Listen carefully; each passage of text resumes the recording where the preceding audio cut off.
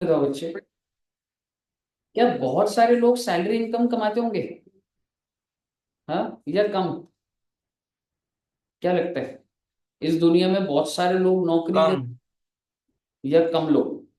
बहुत लोग कर रहे हैं भाई। बहुत लोग कर रहे हैं, समझ रही? तो सर कैसे होता होगा? बड़ी सिंपल सी बात है भाई। एक होता है एम्प्लॉयर और एक होता है एम्प्लॉय। और एम्प्लॉयर जो है, जो सैलरी देता है, मान के चल लो महीने की सैलरी कितनी दे रहा है? 50,000 पर मंथ। मेरा आपसे सवाल, क्या इस एम्प्लॉय को इनकम हो गई है? बोलो इनकम ही है ना ये? इनकम तो है सर। दूसरा सवाल, कितने रुपए की? 50,000। और साल की कितनी होगी बेटे? 6 लाख। तीसरी बात, सर लिखते चले साथ साथ। बिल्कुल साथ साथ लिख लेना बेटा। ठीक है। टैक्सेबल होगी या नहीं होगी? बिल्कुल होगी बच्चे। और आखिरी बात, कौन से हेड में जी? सैलरी। जब भी मैं आपके साथ कोई भी हेड स्टार्ट करता हूँ, मैं आपको हमेशा पहले बताता हूँ कि बेसिक लेवल पे क्या है। और जिंदगी इतनी आसान नहीं है कि आपने सीधा सीधा बता दिया सर जी ये 6 लाख रुपए है, ये टैक्सेबल हो जाएगा, ऐसा नहीं है। अभी के लिए बोलने के लिए तो सही है कि ठीक है सर 6 लाख रुपए। लेकिन मेरा आपसे एक छोटा सा सवाल, अगर ये इसको 50,000 महीना दे रहा है वो तो अच्छी बात है, लेकिन साथ में इसको रहने को जगह भी दे रहा है तो? अगर गाड़ी भी दे रहा है तो? अगर एसी भी दे रहा है तो? अगर टीवी भी दे रहा है तो? अगर फ्रिज भी दे रहा है तो? यहां तक कि अगर एम्प्लॉय चाय पिएगा कंपनी में तो भी टैक्स में कर दूंगा मैं। सोच के देखो कितना डिटेल्ड बात कर। यानी कि बेटे अगर आप एक कंपनी में चाय पी रहे हो तो is it a benefit by the employer to the employee? कितने रुपए जैसे आपने चाय में कितने रुपए का मिनट डाला, चीनी कितनी डाली, कितने चम्मच?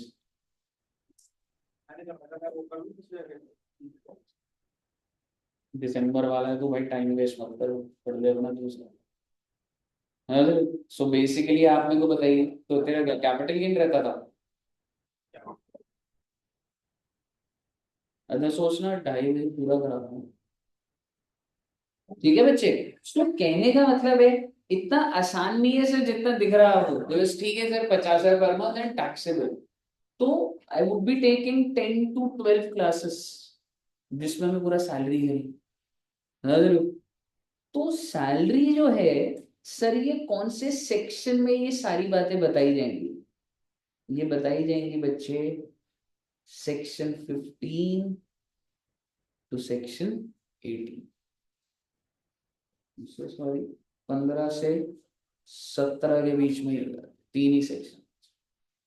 हाउस प्रॉपर्टी में कितने सेक्शन थे? 22 to 27। कितने थे टोटल? 5 थे, या दोनों को इंक्लूड करोगे तो 6 हो जाएंगे? 6 हो जाएंगे। और इसमें कितने हैं बस? 3। तो ये उससे छोटा है क्या? हाँ जा रहे तो ऐसा कुछ नहीं। और हमेशा मैं जब भी आपके साथ कोई भी हेड शुरू करे, जैसे हम लोगों ने हाउस प्रॉपर्टी खत्म करा, तो मैंने आपके साथ सबसे पहले चार्जिंग सेक्शन करा। तो आइए जरा चार्जिंग सेक्शन शुरू करें। और चार्जिंग सेक्शन है बेटे सेक्शन 15। और सेक्शन 15 ये कहता है, salary is taxable on due basis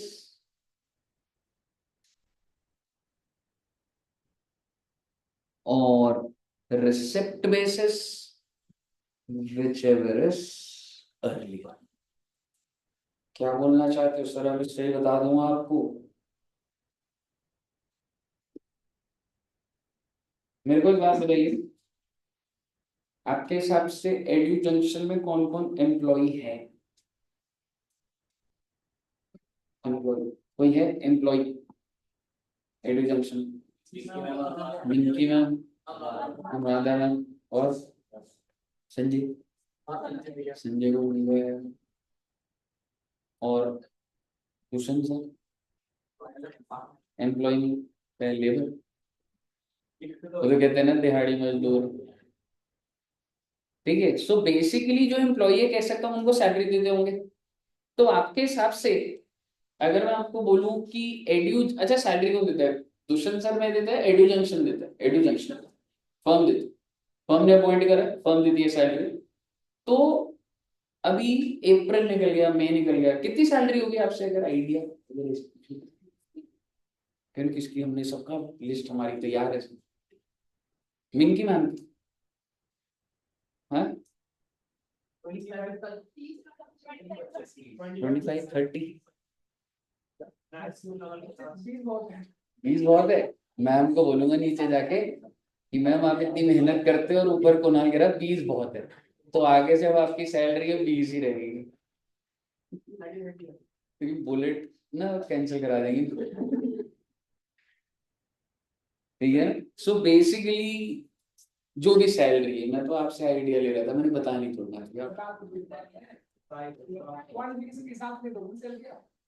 experience भी है और वो देते हैं, है ना, तो सैलरी देते हैं अगर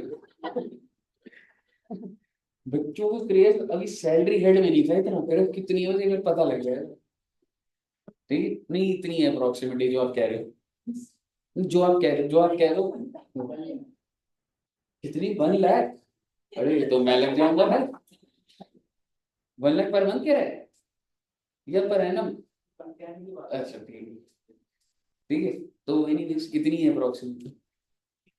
ठीक है, तो एक बात बताइए, मैम ने अप्रैल के मंथ में कॉल करा, मान लो कि आपने बोला 20,000 सैलरी है, 20,000 ले लेता हूँ, अप्रैल के मंथ में मैम ने काम करा, तो उनको होगा ना भाई अप्रैल में काम कर लिया तो सैलरी मिलनी चाहिए, मान लो नहीं मिली, मई के मंथ में नहीं मिली, में अभी थोड़ा दिक्कत चल रही है, ठीक है, बच्चों की पार्टी वार्टी होती रहती है, खर्चे होते रहते हैं, सैलरी रोक रखी है।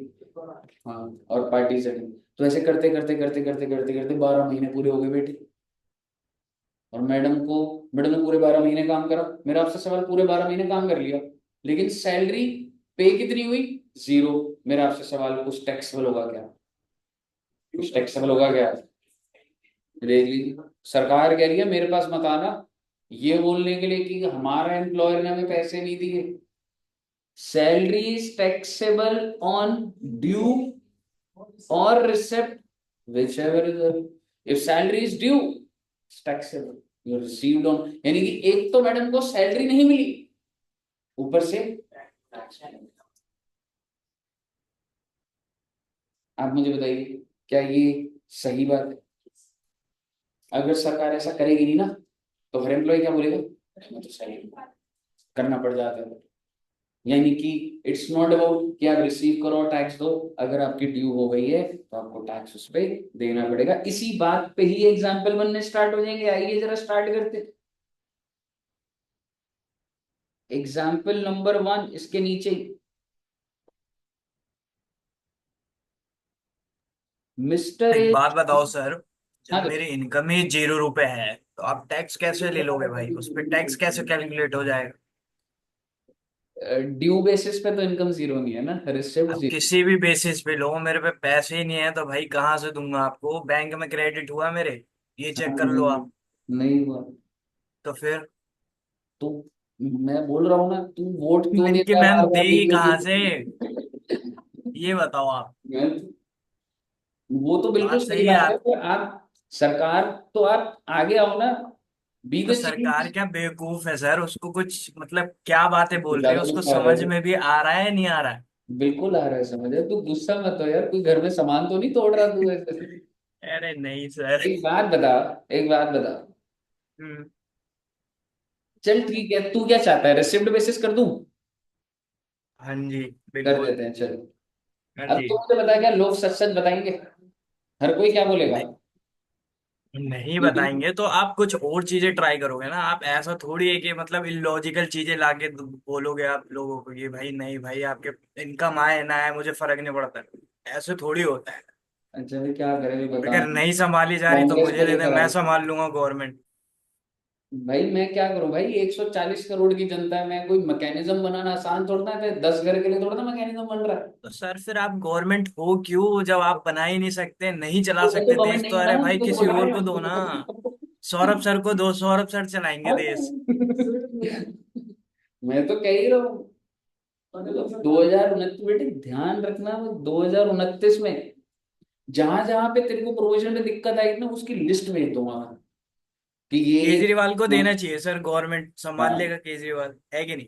वो तो है ही भाई, मैं तो बोल ही रहा हूँ, अब ओके सर, आप समझ आगे गया अब तो। मैं। सर लेकिन कोई एम्प्लॉय काम ही क्यों करेगा अगर उसे सैलरी ही नहीं मिल एग्जैक्ट, रहा। मतलब बोथ वे रहेंगे। अगर आपको क्या लग रहा है, अब यही चीज काउंट है। वैसे कई बार बच्चे मजबूरी हो जाती है, 12 महीने नहीं, 2-3 महीना बंदा काम कर रहा होता है और ढूंढ भी रहा होता है, बट इतना आसान नहीं होता। जब आप 40 साल के, 45 के हो जाओगे, नौकरी मिलनी उतनी, अभी तो जब आप फ्रेशर हो गए ना, आपके हाथ में जॉब है, आप नेक्स्ट डे इंटरव्यू पे जा सकते हो। लेकिन जब 10 साल निकल जाएंगे ना, फिर पूछूंगा। समझ रहे हो? तो बेसिकली, एंड यस, आप जो कह रहे हो कि सर अगर पैसे ही नहीं मिल रहे तो काम क्यों करे, हाँ भाई वो ट्राई कर रहा होगा, मुझे तो हर किसी की अपनी अपनी कहानी होगी। ठीक है ना? तो मिस्टर ए ने ज्वाइन करा बच्चे on 1/4/22 at a salary of ₹50,000 per month. बहुत अच्छी बात है जी, 50,000 की नौकरी लग गई है। अच्छा बच्चों एक बात बताओ, सैलरी जनरली ड्यू कब होती होगी हर महीने की? जैसे at the end of, generally अगर कुछ नहीं लिखा ना, तो मैं अभी लिख भी रहा हूं, चाहे salary is due on last day of each month. अच्छा जी, और आपको क्या लग रहा है जब ड्यू हो जाएगी तो उसी दिन मिल जाएगी? डिपेंड कर, हम यहाँ पर क्या करते हैं, जो अभी जैसे अगस्त खत्म हुआ, तो 7 सितंबर को सैलरी दी जाती है। अच्छी कंपनियों में ऐसा नहीं है कि एडुकेशन अच्छा नहीं है, लेकिन जब आप बड़ी कंपनी में रिलायंस एयरटेल जाओगे, उसमें ईवाई का बता देता हूँ, 1 तारीख को मिल जाती है।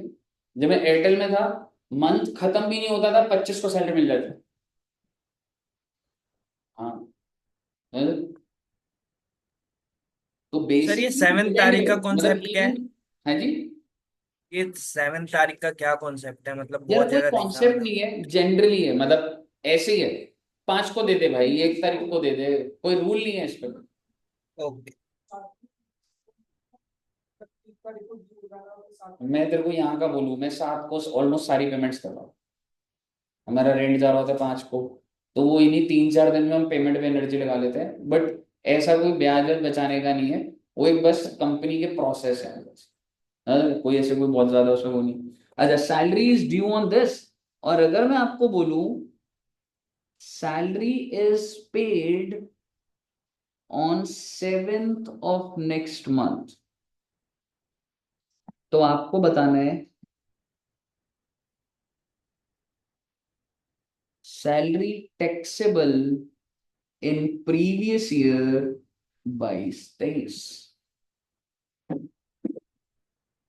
कि 22-23 में कितनी सैलरी टैक्सेबल हो जाएगी। बहुत ध्यान से देखना बच्चे, स्टेप्स, आई मीन कई एग्जांपल्स बनते जाएंगे, बट मेरा आपसे एक छोटा सा सवाल, पहले मुझे बताओगे अभी प्रीवियस ईयर ये चल कौन सा रहा है, आई मीन जो जो मेरे क्वेश्चन में है 22-23। अब आप ध्यान से देखना मैं कैसे लिख रहा हूं। सबसे पहला मंथ कौन सा है? अप्रैल 22। आप मुझे बताइए, अप्रैल 22 की सैलरी कौन से मंथ में टैक्सेबल, आई मीन ये ड्यू कब हो रही है? अगर मैं ऐसे लिखूं कि ड्यू कब हो रही है, ड्यू कहने से सीधा मंथ लिख दूं तो अप्रैल में ही हो रही है। और ये रिसीव कब हो रही है? मई में हो रही है। तो आप मुझे बताइए ये टैक्सेबल कौन से मंथ में हो रही है? अप्रैल में ही। और मुझे ऐसे मंथली टैक्सेबिलिटी निकालनी, मेरे को बताना है कौन से साल में टैक्सेबल, साल बता दो आप मुझे। 22-23 ही है, क्योंकि आपके लिए पहले कौन सा मंथ आ रहा है, ये अप्रैल, आप मई देख भी नहीं रहे हो। इसी तरीके से जो मई की सैलरी है वो कब ड्यू हो रही होगी? मई में ही हो रही होगी, लास्ट डे हो रही है क्योंकि। और रिसीव कब हो रही है? और बेटे ऐसे करते करते करते करते करते सारी की सारी तो 22-23 में आ जाएगी। ठीक है, बस एक मार्च वाले में आ जाते हैं। मार्च 2022 ड्यू कब हो रही है? लो जी लो, ये तो मार्च में, आई एम सॉरी, मार्च 2023। तो ये ड्यू कब हो रही है? मार्च 23 में। और रिसीव कब हो रही है? अरे सर ये तो बाद में हो रही है ना। तो क्या हो गया भाई, दोनों में से विच अर्लियर है ना। तो ये भी 22-23 ही हो गया ना। तो क्या मैं बोल सकता हूं कि सर 50,000 की 50,000 12 महीनों की इसी साल में टैक्स कितने रुपए आ जाएगा बेटा? बिकॉज मैंने एक चीज पकड़ ली, ड्यू और अर्लियर ड्यू वाला, और उसी महीने में हर बार ड्यू होता जा रहा है, तो 12 महीने बन रहा है, कर दिया मैंने टैक्स। सही है ना? अगर आपको ये बात समझ आ गई है तो मैं मॉड्यूलेट कर दूंगा बात को, ध्यान से देखते जाना। अभी पहला एग्जांपल बना लिया। हालांकि इसमें कोई बहुत लंबा ऐसे पेपर के एंगल से नहीं है, पर ये समझ बनानी जरूरी होती है। ठीक है, आगे सुनिएगा।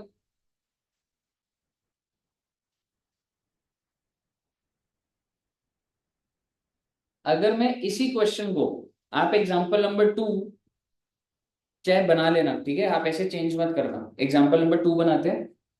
फर्स्ट लाइन यही लिख लो बच्चे, प्लीज एग्जांपल नंबर 2 लिखना स्टार्ट कर दो, यही है वैसे। और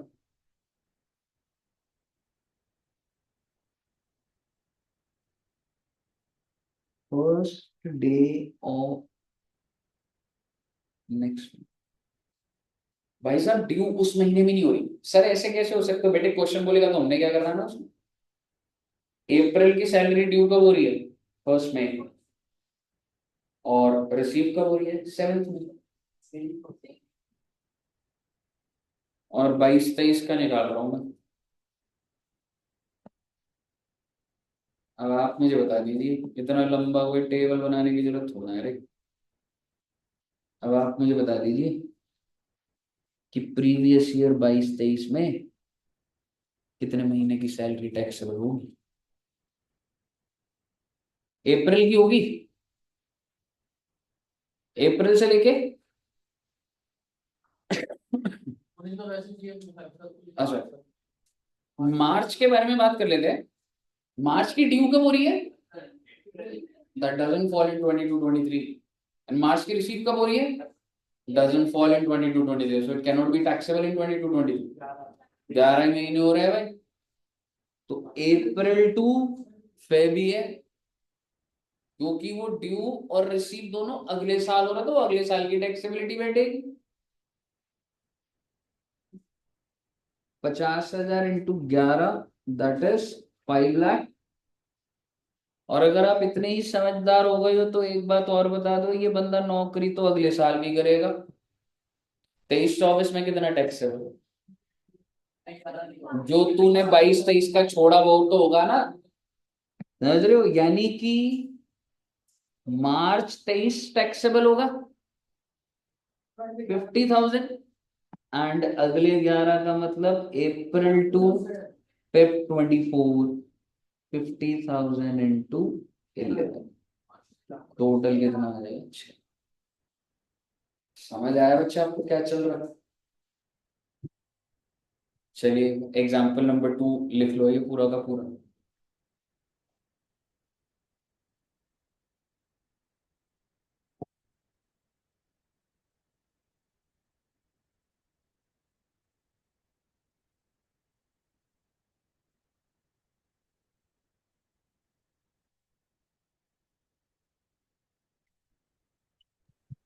सर है जी?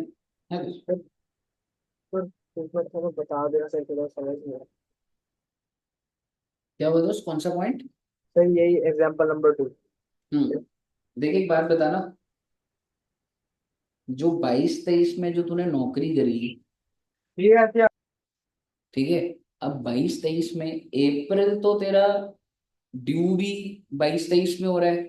Yes sir. ठीक है, और अच्छा मुझे लेना कौन सा, अगर मैं दोनों में से पहले कौन सा हो रहा है ड्यू, तो इसके बेसिस पे टैक्सेबिलिटी होगी मेरी टेक्निकली। Yes yes sir. तो अप्रैल मई जून जुलाई सारा अगले महीने ही हो रहा है, तो फेब का भी 1 मार्च को हो जाएगा, तो वो 22-23 में ही है। पर क्या मार्च की सैलरी क्या 22-23 साल में हो रही है या 23-24 में होगी? 23-24 में सर होगी। 23-24 में होगी मार्च वो की तो। तो अप्रैल में जा रहा है ना, हाँ जी, हाँ जी 1 सर। अप्रैल को ड्यू। तो इसलिए वो 22-23 में टैक्सेबल नहीं होगा, सर वो 23-24 में टैक्सेबल हो जाएगा। 23-24 में टैक्सेबल हो गई। क्लियर है दोस्त? ठीक। ओके, अगर आपको क्लियर है ना बच्चे, तो एक क्वेश्चन और लिखना है बस, और आसान ही है वैसे, कॉन्सेप्ट हो गया है। लेकिन अगर मैं आपको बोलूं मिस्टर ए है, शॉर्ट में लिख लेंगे, और मिस्टर ए की सैलरी है 50,000 पर मंथ, और ड्यू कब होती है? Next day of each month, और आपको रिसीव होती है last day of each month. यानी कि ड्यू चाहे बाद में हो रही है, पैसे पहले दे रहा हूँ मैं आपको। यानी कि अप्रैल की सैलरी ड्यू कब हो रही है बच्चे? 1 में। ड्यू कब हो रही है? Next day. So can I say that is 1st of next month, है ना? लेकिन आपको रिसीव तो उसी महीने में हो रही है, अप्रैल की अप्रैल में ही हो रही है। तो आप मुझे बताइए कितना टैक्सेबल करोगे? पूरा 6 लाख करोगे भाई, चाहे ड्यू बाद में या फिर बाद में हो रही है, रिसीव तो पहले हो गई ना आपको। विच मीन्स 50,000 इंटू 12, पूरा का पूरा 6 लाख। ओके।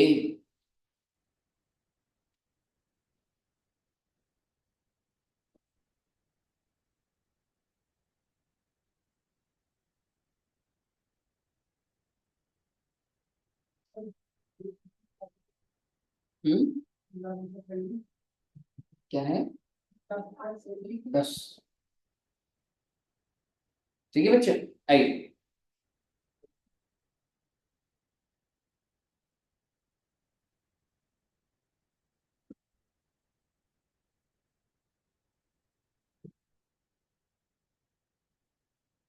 अच्छा, अब एक चीज समझिएगा,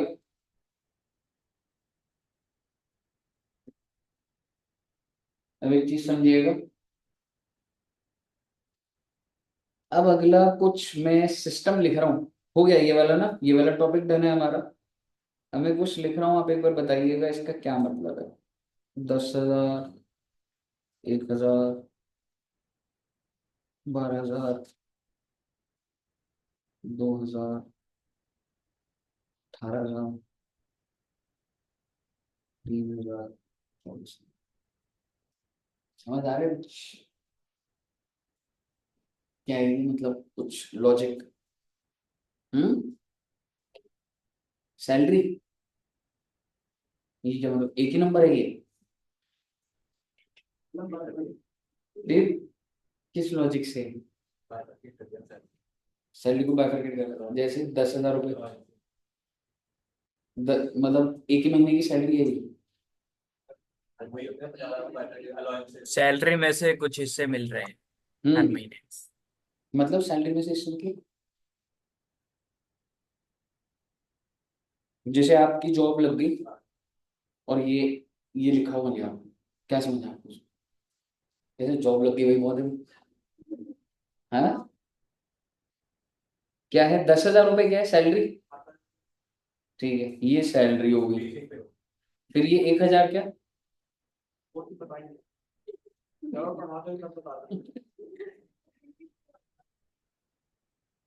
ये बेसिक पे है। ये सब सर पार्ट ऑफ सैलरी है।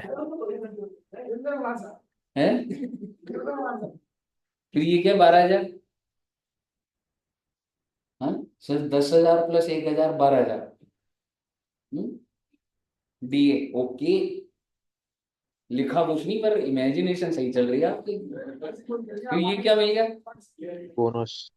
ये पर्क्स मिल गया इसको। ओके, पर्क्स, पर्क्स की फुल फॉर्म क्या होती है? Perks, perquisite stay.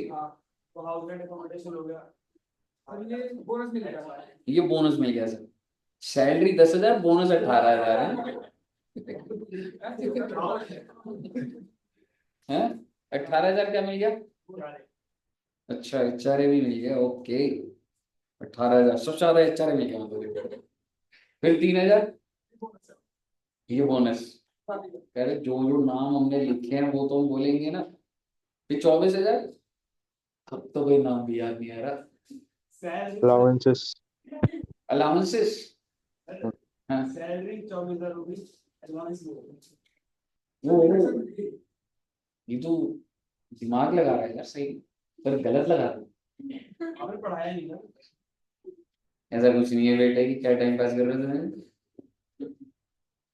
इसका मतलब ये होता है, ये सरकारी ऑफिसेज में होता है। क्या होता है कि आपकी जो नौकरी है वो 10,000 पे लगेगी। सर 10,000 इतने कम? अरे बेटे इसको ना बेसिक बोला जाता है। होता क्या मैं बताऊंगा, गवर्नमेंट के अंदर से बोल रहा हूँ। अगर किसी की 10,000 की बेसिक है ना तो उसकी ले दे के 40,000 सैलरी बन जाती है। इसके ऊपर फर्दर वर्किंग करी जाती है। पर मुद्दे की बात अभी वो नहीं है कि आपकी जो ज्वाइनिंग है वो किसको की 10,000। जब आपको 1 साल पूरा हो जाएगा तो आपका इंक्रीमेंट लगेगा, तुम्हारी सैलरी बढ़ जाएगी 1,000। अब तुम्हारी सैलरी कितनी हो गई? 11। फिर 1 साल पूरा करोगे तो इंक्रीमेंट, इंक्रीमेंट 12,000 से 1,000 से। और अब सैलरी कितनी हो जाएगी? 12। तो हमने 2 साल काम करा, 10,000 से पहले 11,000 हो, फिर 12,000। और जब 12,000 पे पहुंच गए अब इंक्रीमेंट कितने कितने के होंगे? 2,000। तो 12 के बाद कितनी सैलरी हो जाएगी? 14,000। 14 के बाद 16,000। 16 के बाद 18। 18 के बाद 3,000 की चेंज। समझ रहे हो? अब आप बोलोगे सर 24,000 पहुंचने के बाद, ऐसे बहुत सारे ग्रेड पे होते हैं। 24,000 पे दूसरे स्केल के अंदर है, किसी में चले जाओगे। ठीक है। मुद्दे की बात ये हुआ भाई कि सर हमने क्या करना है इसमें, मतलब ये सब आप हमें क्यों बता रहे हो? आओ जरा सैलरी निकालें। Mister A joint on 1 October 18 at a salary of ₹10,000। बहुत अच्छी बात है। 10,000 रुपए की भाई की सैलरी लगी है। जॉब ज्वाइन कब करी है उसने? 1 अक्टूबर। बहुत अच्छी बात है।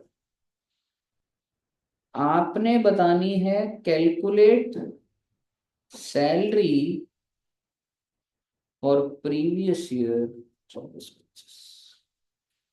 आपने ये बताना है कि सर जी उसकी सैलरी 24-25 में कितनी है। तो सबसे पहले आप मुझे बताइए, 24-25 में पहुंचने से पहले 18-19 तो बता दो। जब उसे ज्वाइन करा उसे कितने रुपए की सैलरी मिली? कितने महीने काम करा भाई ने? 18-19 में तो अक्टूबर 18 की 6 महीना ही है ना। तो कितना आ गया बेटा? 60,000। मुद्दे की बात ये हुआ भाई, 19-20 में कितना आएगा? 19 में नौकरी कर रहा हूं नहीं कर रहा? कितनी इंक्रीमेंट हो जाएगा?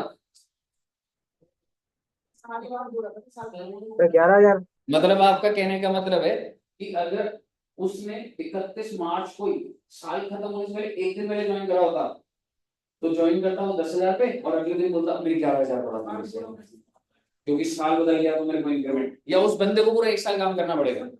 पूरा 1 साल काम करेगा भाई, इतनी आसानी से थोड़ा इंक्रीमेंट मिल जाता। 6 महीने का। हाँ 6 महीने 10,000 पे करेगा। हाँ और 11,000। समझ गए क्या? चलो साल चेंज होने से कुछ नहीं होता, आपके 12 महीने पूरे होने चाहिए तभी इंक्रीमेंट लगेगा। हाँ क्या कर देंगे? साल को 5 से 6 महीने के 5 से पहले नहीं ठीक है ना, हर महीने की तरह मिलेगी। कितना मिल रहा है जी ये? 66। और कितना हो गया बच्चे? 1,26,000। बस बेटे सिखा दिया मैंने आपको। 20-21 निकाल दो। 21-22, 22-23, 23-24। सर हमने कौन से साल की निकालनी है? 24-25। तो आप प्लीज 24-25 की बता दीजिए।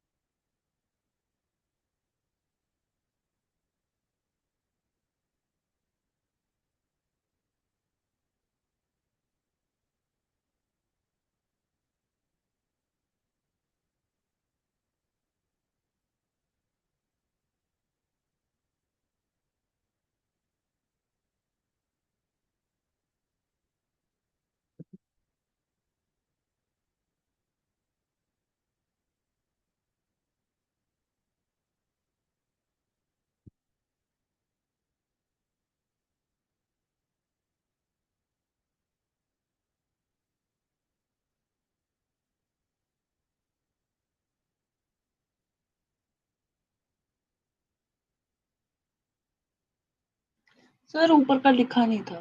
हम्म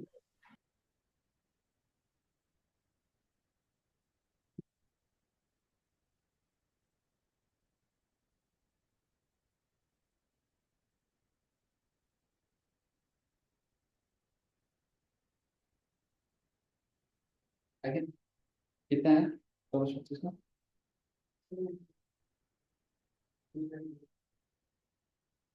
2,34,000 नहीं लिखते हैं।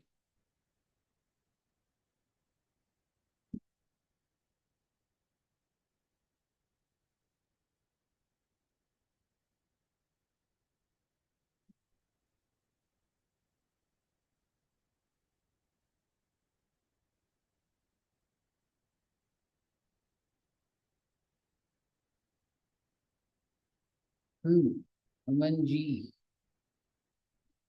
डाउट है क्या यार कोई?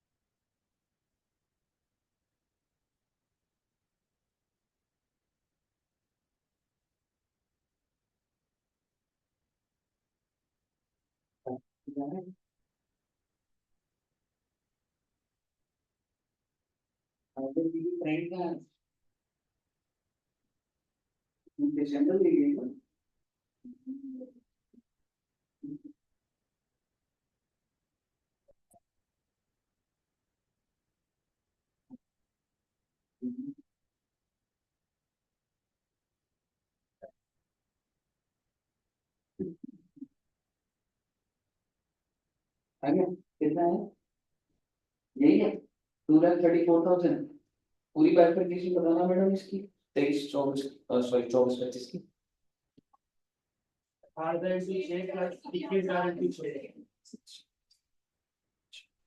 यही आ रहा है बच्चों। ओके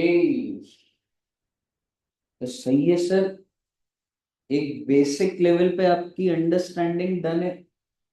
आइए अब जरा हम बनाते हैं फॉर्मेट। अभी तक सैलरी तो मैंने शुरू कराया ही नहीं सर, मेरी नहीं आई। नहीं है। ये एक बार ग्रुप पे बनी हुई है ना ये पूरी, एक बार भेजो ग्रुप पे। भिजवा रहा हूँ तो उसे एक बार आंसर मैच कर लेना। ओके। ठीक है ना? बन जाएगा वो 11,000 × 6 12,000 और वैसे करके कहीं से मिस्टेक कर रहा होगा। ठीक है ना? एक बार आंसर भेज देना बच्चे बस। बाकी बच्चों का आ गया वैसे? आगे बढ़े?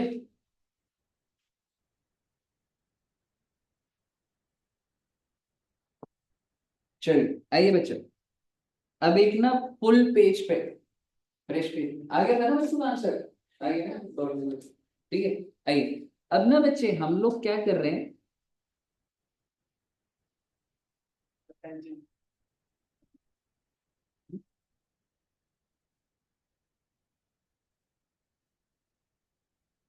Computation of sorry computation of sir ji हम लोग क्या निकालेंगे? सैलरी जो भी इंसान की होगी फॉर, मैं असेसमेंट ईयर लिख रहा हूं। क्या बता सकते हो? अभी अभी जो प्रीवियस ईयर खत्म हुआ है कौन सा खत्म हुआ है? 23-24।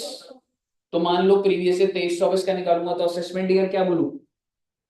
24-25। कैसे निकलेगा सर जी? बेटे बहुत बड़ा फॉर्मेट होगा इसका। मतलब इसका फॉर्मेट कैसे बनेगा सर? आप ये वाला कॉलम बना देना है।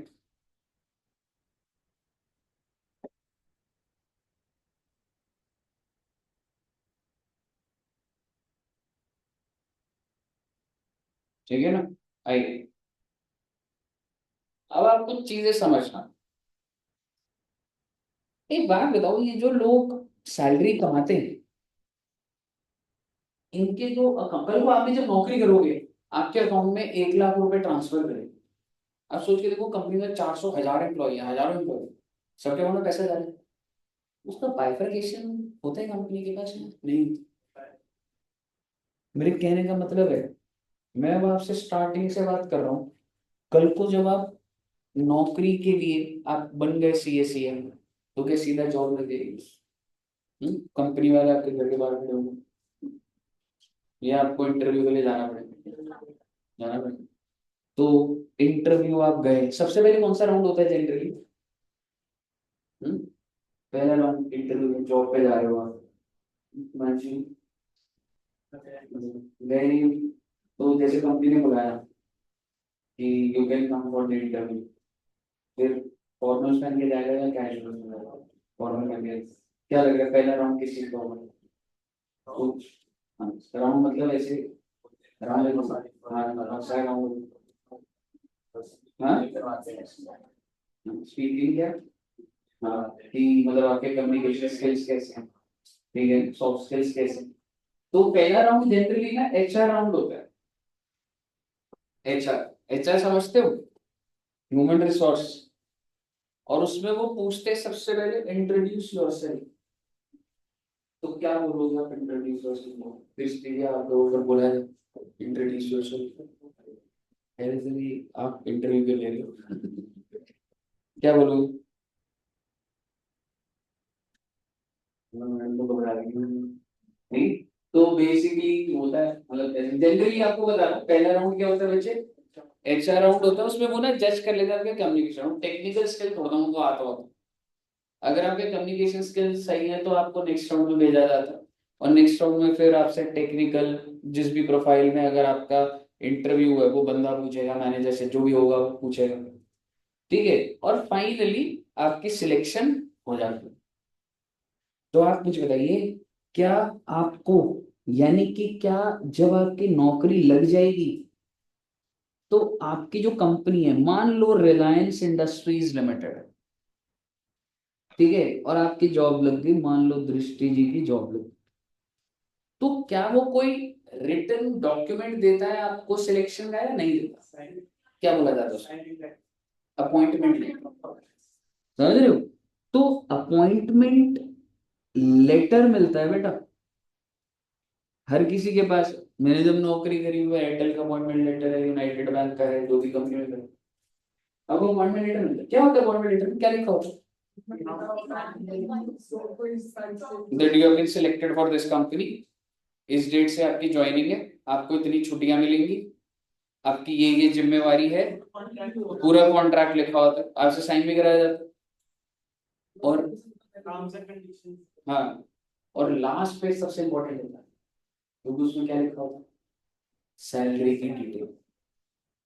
हालांकि आप इंटरव्यू में बात आपको पता होता है कितना पैकेज क्या है, बट जो एग्जैक्ट ब्रेकअप होता है ना बच्चे, सर ब्रेकअप का मतलब,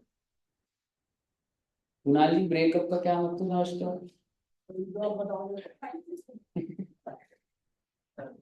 ठीक है, सो बेसिकली आपको जो सैलरी मिल रही है ना, मान लो 1 लाख रुपए महीने मिल रही है, उसका ब्रेकअप होता है, बाइफरकेशन है। क्यों जरूरी होता है समझा दूंगा आपको। मान लो आपको महीने का 1 लाख रुपए मिल रहा है, और उसका ब्रेकअप पता है क्या है?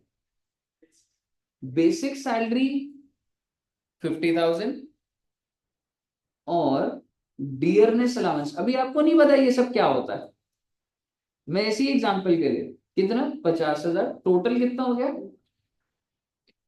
ये ब्रेकअप किसने बनाया? आपसे पूछा जाएगा, आप बताइए आप कैसे सैलरी लेना पसंद करेंगे? ये किसने बनाया? ये एम्प्लॉय ने, और ये किसको दे दिया? दृष्टि जी को। जब ये 1 महीना काम कर लेंगे, इनके अकाउंट में कितने रुपए आ जाएंगे?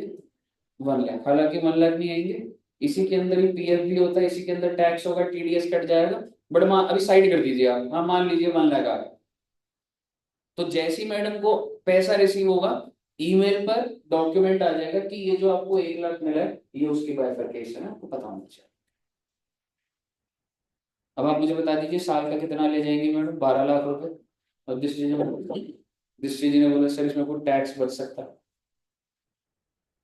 तो बेसिकली ये, तो अगर कोई आपको सैलरीड एम्प्लॉय बोले ना, भाई मेरा बहुत टैक्स जा रहा है भाई, बचा ले भाई, तो सबसे पहले तो आपको उसका, आप बोलोगे एक बार मुझे अपना सैलरी स्लिप दिखाई या फिर अपॉइंटमेंट। सैलरी स्लिप क्या होती है, हर महीना है। ये जो मेल आया था ना वो सैलरी मिलते ही, उसे सैलरी स्लिप बोला जाता है।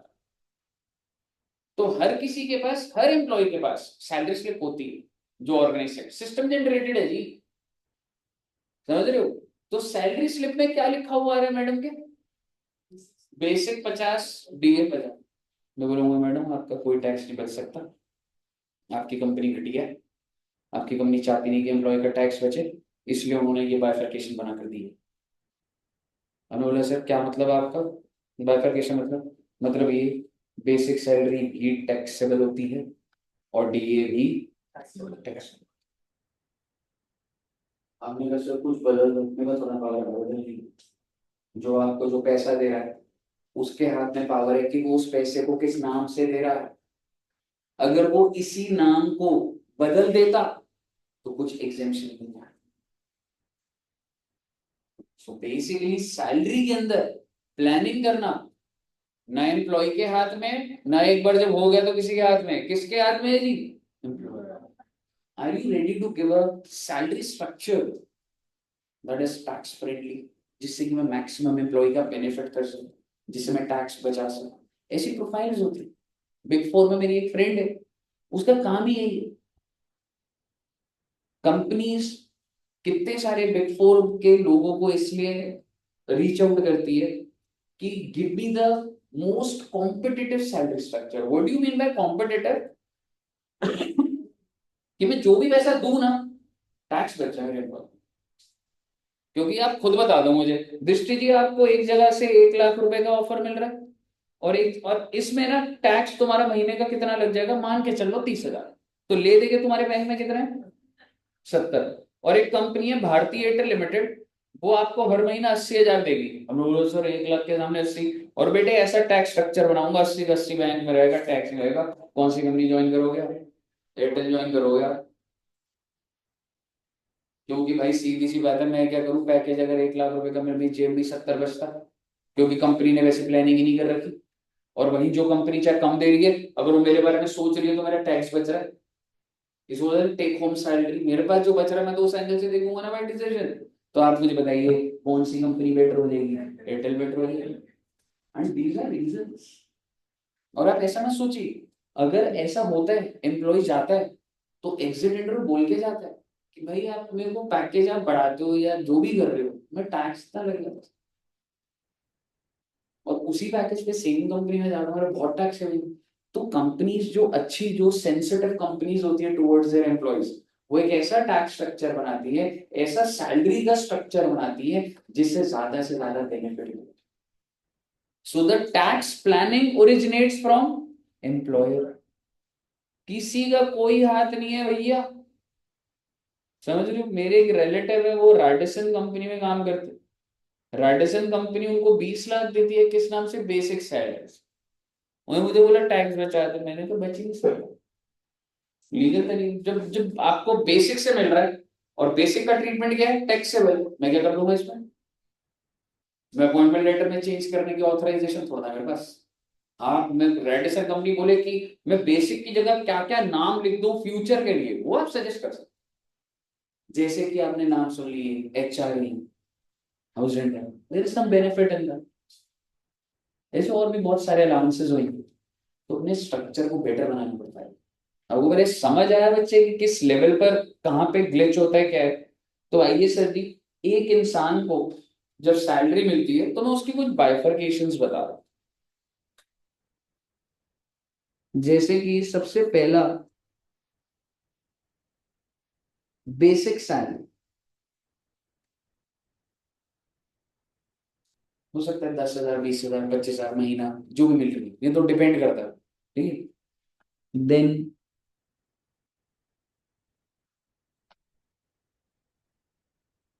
Dearness allowance. सर ये क्या होता है, ये ना सरकारी कंपनी में ज्यादा चलता है, हालांकि प्राइवेट में भी दिख जाता है। ये होता है कि इन्फ्लेशन के अकॉर्डिंगली हम लोग थोड़ा सा डीए बढ़ा देंगे। मैंने कभी न्यूज सुना ना, सरकारी एम्प्लॉय का डीए बढ़ गया 5%, 6%, because with rising inflation DA को बढ़ाया जाता है।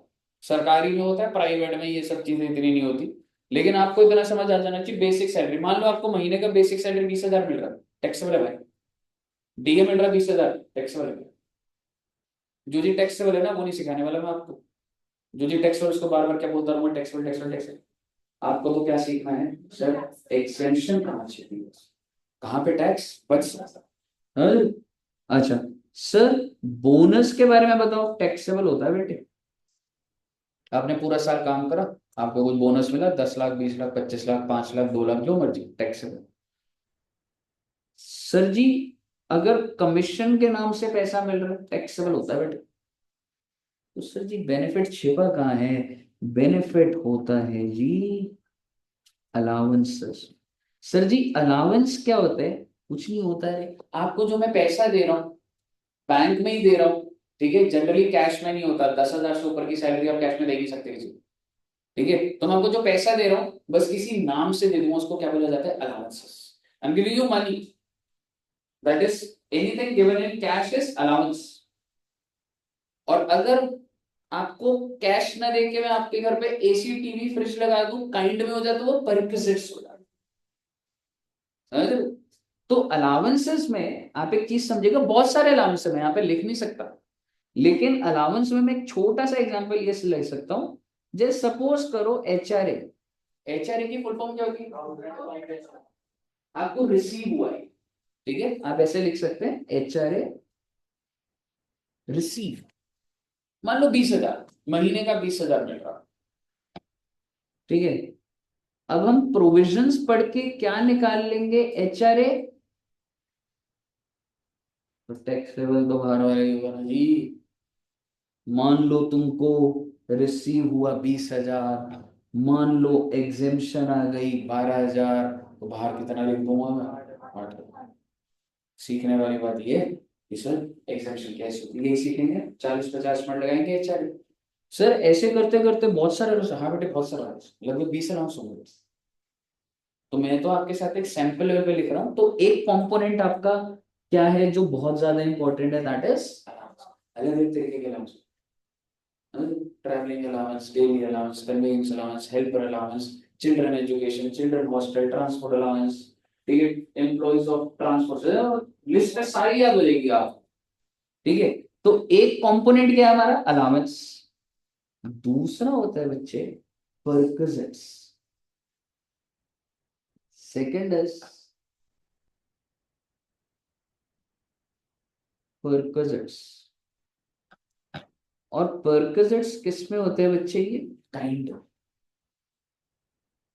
आपके घर के बाहर सिक्योरिटी गार्ड लगा दिया, आपके घर के बाहर वॉचमैन भी है, आपके पास गाड़ी भी है, टीवी भी है, स्कूटर भी है, सारा कंपनी ने दिया।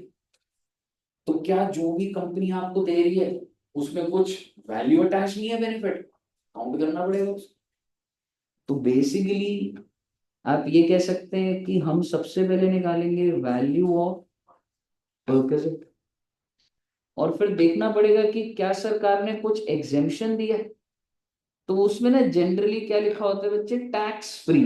एग्जेम्पशन ही होता है वो भी, पर टैक्स फ्री परक्विजिट बोला जाता है बाहर,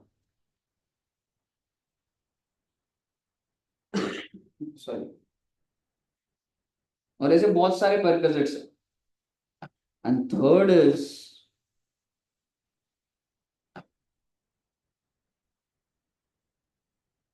रिटायरमेंट बेनिफिट्स। जब आपकी रिटायरमेंट हो जाएगी तो टोटल 5 तरीके की पेमेंट करेंगे हम लोग। अलाउंसेस में 2 क्लासेस लगेंगी, आज की हटा के अभी अलाउंस स्टार्ट नहीं होगा। अलाउंस में 2, रिटायरमेंट बेनिफिट 2 से 3, और बाकी की 5 जो भी क्लास होगी पर बजट, पर बजट सबसे बड़ा होता है। रिटायरमेंट बेनिफिट 5 तरीके के होते हैं, gratuity, pension, leave salary, retrenchment compensation, voluntary retirement. मुद्दे की बात हुआ, में भी नाम वाम याद नहीं रखने, आप बस एक एग्जाम्पल के लिए, चाहे ग्रेचुटी होता क्या, सारी बातें मैं करूंगा। आप ये कह सकते हैं कि सर जी हमें रिसीव कितना हुआ, वो मैंने यहाँ लिख दिया।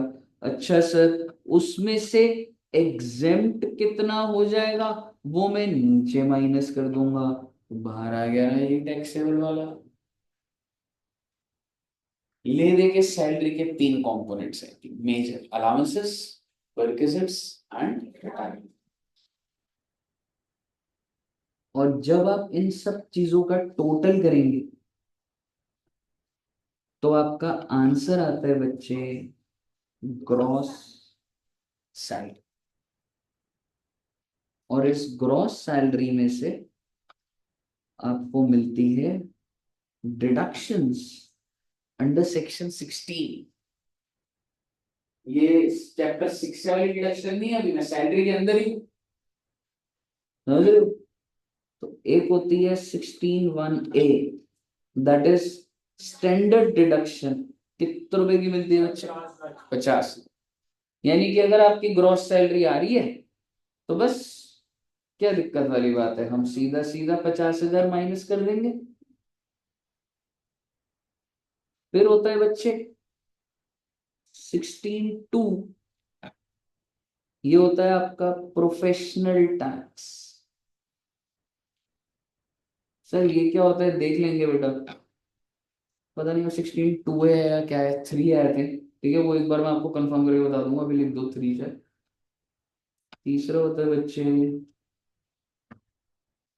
Entertainment tax. ये क्या होता है रे, छोड़ो ना बेटे। कहने का मतलब है कि सेक्शन 16 में टोटल 3 डिडक्शन है। सेक्शन 15 आपने कर लिया चार्जिंग सेक्शन, 16 क्या कह रहा है भाई, डिडक्शन मिल जाएगी, बहुत अच्छी बात है। और 3 डिडक्शन है, स्टैंडर्ड डिडक्शन, प्रोफेशनल टैक्स और एंटरटेनमेंट अलाउंस। एंटरटेनमेंट टैक्स लिख दिया गलती से, एंटरटेनमेंट अलाउंस होता है। ठीक है जी। और ये ले दे के अगर ये तीनों हैं तो आप माइनस कर देंगे और फाइनली आपका आंसर आता है जी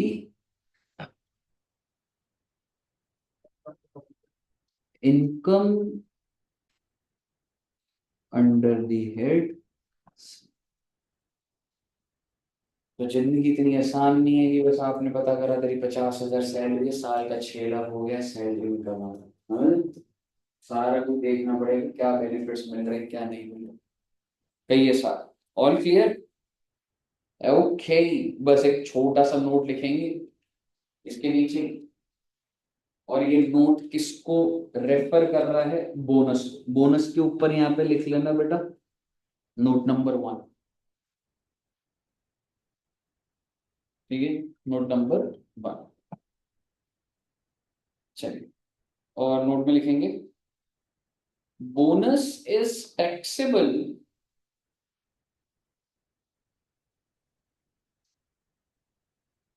ऑन रिसिप्ट बेसिस। ओहो, bonus is taxable on receipt basis. अब मैं पहले लिखवा देता हूँ और आगे चलो, ठीक है, फुल स्टॉप। अब इसको समझा नेक्स्ट आंसर लिखना। Although although as per section 15, although as per section 15 salary is taxable on due or receipt whichever is earlier, है ना, मतलब ड्यू पे हो रहा था ना वैसे तो। salary is taxable on due or receipt whichever is earlier।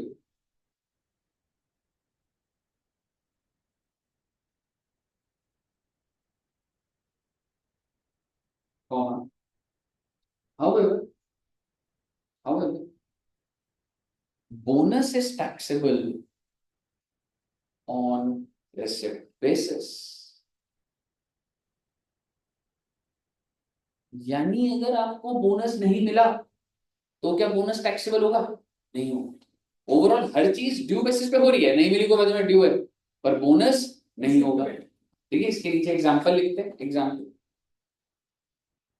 Example bonus for previous year 22-23। For example bonus for previous year 22-23 is due इन 22-23। तो वैसे पता लग ही रहा है, और is due in 22-23 but received in but received in 23-24. Full stop. Such bonus, जो भी amount हो, such bonus will be taxable. Such bonus will be taxable in previous year 23-24. समझ गए ना बेटे, छोटा सा ही पॉइंट है, कोई ऐसा वो नहीं।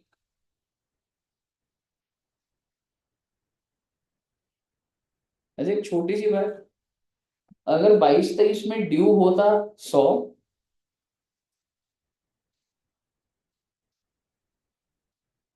22-23 में रिसीव हुआ 60 और 23-24 में रिसीव हुआ 40, क्या आप मुझे टैक्सेबिलिटी बता सकते? बोनस की बात ही कर रहा हूं मैं। हाँ जी, 22-23 में 60,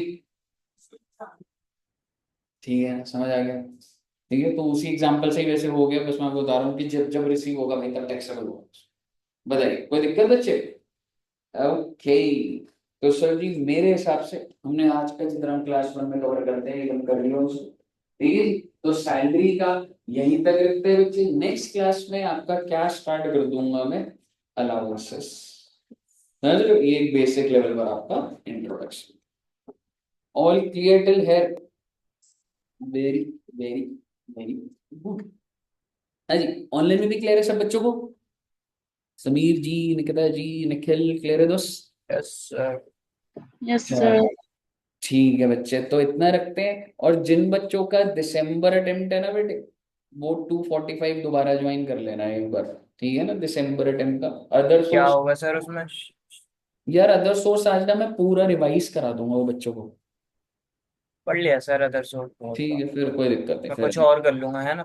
हाँ हाँ, कुछ और कर लो, एएस ठीक। वाले बता दो सर, मैं निपटाऊं उसे। बता दूंगा आज, बस एक बार मैं फ्री हो जाऊं दिन में, दिन का, फिर बता दूंगा। ठीक है, ओके। चलो, okay, thank you very much, bye bye bye bye.